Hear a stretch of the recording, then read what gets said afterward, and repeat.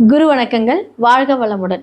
உலகெங்கிலும் இருக்கக்கூடிய கவசம் டிவி நேயர்களுக்கு எனது அன்பு வணக்கங்கள். நான் உங்கள் டிஎன்ஏ மற்றும் பிரஸ்ன ஜோதிடர் சுப்ரஜா சுரேஷ்குமார், கோவையிலிருந்து.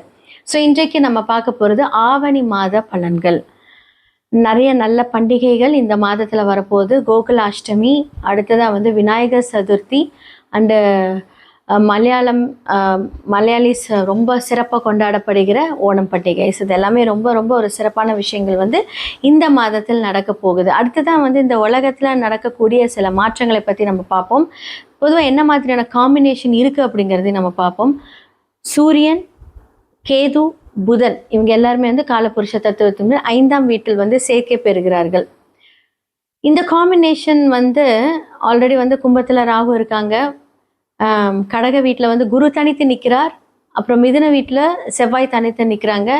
சுக்கிரன் கன்னி வீட்டில் தனித்து இருக்கிறார். அடுத்ததாக பார்த்தீங்கன்னா சனி பகவான் காலபுருஷனோட வீட்டில் 12ஆம் வீட்டில் ஆல்ரெடி இருக்கார். இத்தனை காம்பினேஷன்ஸ் போயிட்டு வந்துட்டுருக்கு. இதில் மெயினாக பார்த்தீங்க அப்படின்னா இந்த சூரியன் யாரோட இணைந்து இருக்கிறார் அப்படின்னா கேது பகவானோட இணைந்து இருந்து, புதன் பகவானோட இணைந்து இருந்து அழகாக சமசப்தம் பார்வை ராகு எல்லாரும் பார்க்குறாங்க.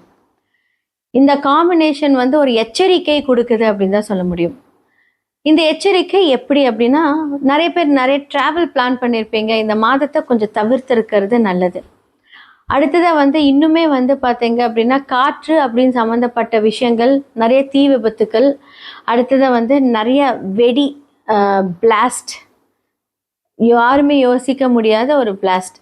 இது இதே காம்பினேஷன் நம்ம இதுக்கு முன்னாடி நம்ம பார்த்துருக்கோம். நம்ம ஃப்ளைட் கிராஷெலாம் பார்த்துருக்கோம். இதே காம்பினேஷன் என்ன அப்படின்னா, அப்போ சூரியன் கேது மட்டும் இருந்து பார்த்துருக்கேன். இப்போ புதன் இணைந்து பார்க்குறாங்க. ராகும் பார்க்குது. இந்த மாதிரியெல்லாம் இருக்கும்போது என்ன அப்படின்னா, மீடியா ஃபீல்டு இதில் நிறையா பாதிப்புகளை நம்ம பார்க்க போகிறோம். மீடியா ஃபீல்டில் இருக்கிறவங்களுக்கு பிரச்சனை. அதே மாதிரி கெமிக்கல் ஃபேக்ட்ரிஸ், ட்ராவலிங் பண்ணுறவங்க இதெல்லாம் கொஞ்சம் யோசித்து நீங்கள் இந்த மாதத்தை கொஞ்சம் கடந்தீங்கன்னா ரொம்ப நல்லாயிருக்கும் அப்படின்னு தான் நான் சொல்லுவேன். இதெல்லாமே கொஞ்சம் ஜாக்கிரதையாக இருக்கக்கூடிய ஒரு காலங்கள். மேஷம்லேருந்து மீனம் வரைக்கும் இந்த ஆவணி மாத பலன்கள் எப்படி இருக்குது? ஏன்னா சூரியனோட டிரான்சிட் ஆகஸ்ட் மிட்லேருந்து செப்டம்பர் வரைக்கும் இருக்க போகுது. இந்த டிரான்சிட் சூரியன் இங்கே இருக்கும்போது தான் அப்படின்னா என்ன சேர்ந்துருக்கிற கிரகம் அப்படி. இவங்களுடைய ராசிகளுக்கு எப்படி இருக்குது அப்படிங்கிறத நம்ம பார்த்துடலாம். விருச்சக ராசிக்காரர்களுக்கு இந்த ஆவணி மாத பலன்கள் எப்படி இருக்குன்னு பார்க்கலாம். இப்போ உங்களுடைய லக்னாதிபதி 6க்குரியவர் இப்போ 8ல். ஜாக்கிரதையாக இருக்கணும். 6, 8 சம்மந்தப்பட்டாலே வாகனம்ல நீங்கள் போகிறீங்க அப்படின்னா ஒரு பயத்தை, ஒரு நெருடலை காமிக்கும். இவங்களுக்குமே பார்த்தீங்கன்னா உங்களுக்கு ஷோல்டர் பெயின், ஏதாவது எலும்பு சம்மந்தப்பட்ட தேய்மானம், பிரச்சனை, மூட்டு வலி, சகோதரர்களிடத்தில் பிரச்சனை, சொத்து விவகாரம் ப்ராப்ளம், இது எல்லாமே ஆரம்பிச்சிருக்கும். நல்லா வேலைக்கு போயிட்டு இருந்திருப்பீங்க, சூப்பராக இப்போதான் செட் ஆச்சுங்கிற போது அந்த பிரச்சனையை ஸ்டார்ட் பண்ணி விட்டுருப்பாரு. பொதுவாக குரு எந்த வீட்டில் இருக்கார்? இப்போ 9ஆம் இடத்துல இருந்து அதிர்ஷ்டம் தானே, வருமானம் சூப்பராக வருமே. அப்படி கிடையாது. Hard work. அதே மாதிரி பார்த்தீங்கன்னா உடம்பெல்லாம் பார்த்தீங்க அப்படின்னா நல்லா வலிக்கும். நீங்கள் நினைக்கிற மாதிரி ஒரு நிம்மதியாக தூக்கம் இருக்காது இந்த காலகட்டத்தில். இந்த மாதத்தில் அவ்வளோ ஸ்ட்ரெஸ் இருக்கும். ஏன்னா 2, 5க்குரியவர் உங்களுடைய பாதகாதிபதி வீட்டில் உச்சம். ஜென்ரலாக கிரகப்படி பார்த்தா 9ஆம் இடம் ரொம்ப லக்கான ஒரு விஷயமாச்சே. அந்த இடத்துல உச்சமாக இருக்கும்போது சூப்பராக இருக்கும்ண்ணே. அப்படியே ஆப்போசிட். நல்ல வருமானம் வரக்கூடிய டைமில் என்னாகும், சில ஸ்டாப். ஓகே, ஹார்ட் ஒர்க் பண்ணி என்ன பண்ணணும், அந்த வருமானத்தை கஷ்டப்பட்டு வாங்குற மாதிரி இருக்கும். இல்லை ஒரு பாதகம், ஒரு பிரச்சனை ஆனதுக்கப்புறம் அந்த வருமானம் வரும். ஏன்னா 2, 5க்குரியவர் என்று இருக்காரு அப்படின்னா உங்களுக்கு சந்திரனோட வீட்டில் உச்சத்தில் இருக்கார். உங்களுக்கு அது பாதகஸ்தானம். கோச்சாரத்துக்கு இது அக்செப்ட் ஆகுமா அப்படின்னா அந்த விஷயத்தை அங்கே அது கன்ஃபார்ம் பண்ணும்.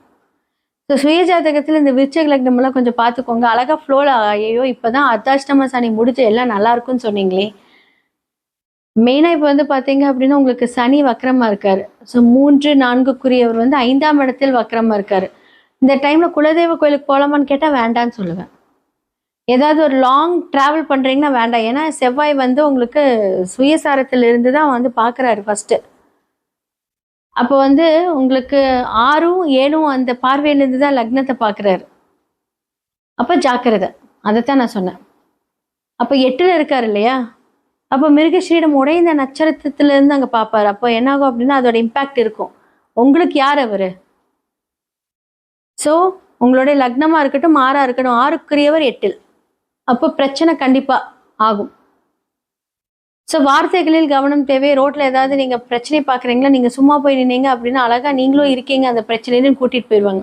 முடிஞ்ச அளவுக்கு வந்து அவாய்ட் பண்ணிக்கோங்க. எந்த ஒரு விஷயத்துலையும் போய் மூக்கு நுழைக்க வேண்டாம்.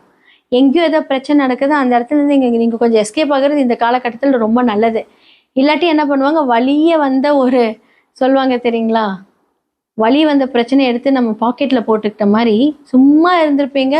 தானாக அதுக்கு நீங்கள் தான் வந்து சரி பண்ணி வைங்கன்னு சொல்லிட்டு அந்த பிரச்சனை எல்லாமே வந்து உங்கள் மேலே போட்டுருவாங்க. ஸோ நீங்கள் ஒர்க் பண்ணுற இடத்துல கொஞ்சம் கவனம் தேவை. வார்த்தைகள் தேவையில்லாத லூஸ் டாக்ஸ் இந்த காலகட்டத்தில் வேண்டாம். அதே மாதிரி 8ங்கிறது உங்களுடைய மாங்கல்ய ஸ்தானம். ஸோ கணவரோட ஹாரோஸ்கோப்பை பார்த்துக்கோங்க. ஸோ இதெல்லாமே நீங்கள் கொஞ்சம் ஹேண்டில் பண்ணிக்கோங்க. உங்களுடைய தொழில் அப்படின்னு சொல்லக்கூடிய விஷயத்தில் வந்து புதுசான ஒரு விஷயத்தில் நீங்கள் வந்து சுப விரயங்கள் பண்ணுறதுக்கு உண்டான ஒரு விஷயங்கள் நடக்க போகுது.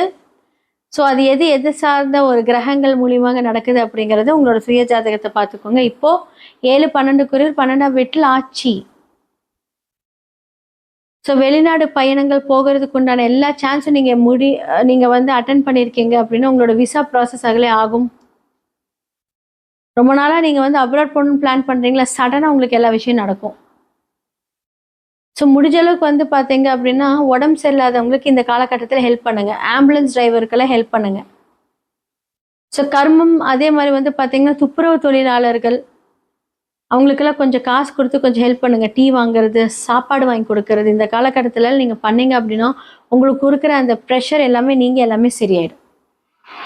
யார் யாரெல்லாம் வந்து நீங்கள் உங்களோட ஃபேமிலி டேக் கேர் பண்ணிக்கணும், எப்படி பிஸ்னஸ் உங்களோட கரியர் அமைச்சுக்கணும், வேலைகளாக இருக்கட்டும் இல்லை தொழிலாக இருக்கட்டும், என்ன மாதிரியான முன்னேற்பாடுகளில் யாரெல்லாம் இருக்கணும், இந்த மாதத்தில் யாருக்கெல்லாம் ஃபேவர் அன்ஃபேவர் எல்லாமே நம்ம பேசியாச்சு. இது எல்லாமே பொது பலன்கள். இப்போ வந்து நான் சொன்ன வீடியோ ஸ்டார்டிங்கில் நிறைய பிரளயங்கள் நடக்கும் அப்படின்னு நான் சொன்னேன். அரசியலில் நிறைய மாற்றங்களும் நடக்கும் இந்த காலகட்டத்தில். அப்போ அரசு தொடர்பு அரசியல் சார்ந்தவர்களுக்கெல்லாம் இந்த மாதத்தில் பிரச்சனைன்னு கேட்டால் கம்ப்ளீட்டாக பிரச்சனை. அதான் நான் சொன்னேன், யாருக்கெல்லாம் நல்லது நடக்கும்னு நினச்சிங்களோ அவங்களுக்குலாம் வந்து பார்த்தீங்கன்னா ஆப்போசிட்டாக நடக்கும். யாரெல்லாம் இதை நமக்கு நடக்கவே நடக்காதுன்னு நினைக்கிறோம் அவங்களுக்கு வந்து அப்படியே ப்ளூமாக இருக்கும். அப்போ சூரியனுக்கு இது ரொம்ப ஒரு ஃபேவரான டைம்னு கேட்டால் கண்டிப்பாக கிடையாது. ஸோ அப்போ சூரியன் சார்ந்த ஒரு விஷயங்கள் எல்லாத்துக்குமே வந்து கொஞ்சம் ட்ரபுள். ஆனால் பிரச்சனை வந்து பார்த்தீங்கன்னா இப்போ கொஞ்சம் வக்கரகதி ஆயிருக்கனால வந்து அது கொஞ்சம் ப்ராப்ளம் இல்லை. ஆனால் இது என்னாகும் அப்படின்னா பதுங்கி பாயறதுக்கு ரெடியாக இருக்கும்னு அர்த்தம்.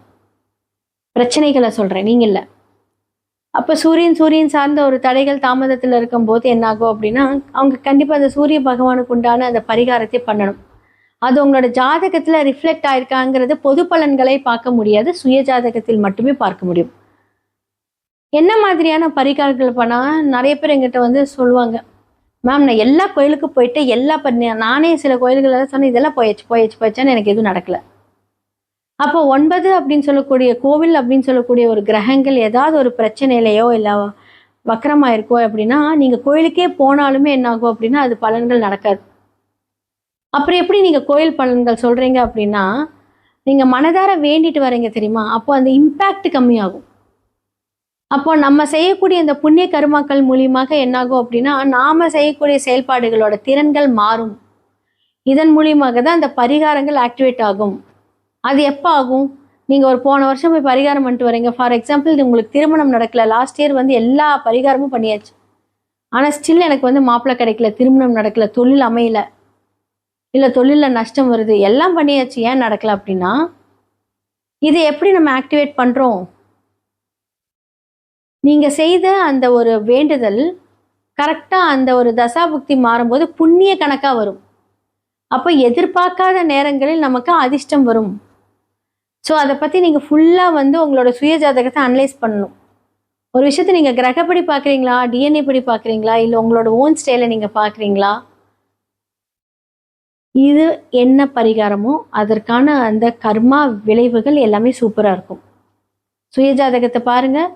ஸோ ஸ்டோன்ஸ் மூலிமா ஆக்டிவேட் பண்ணலாம். அண்டு வாஸ்து பிரச்சனைகள் எதுவாக இருந்தாலும் நீங்கள் அழைக்கலாம். எல்லாத்துக்குமே சொல்யூஷன், தி பெஸ்ட் சொல்யூஷன் இருக்குது. கண்டிப்பாக இதே மாதிரியான ஒரு விஷயங்கள் அடுத்தடுத்த இதில் உங்களை நான் வந்து சந்திக்கிறேன். வணக்கம்.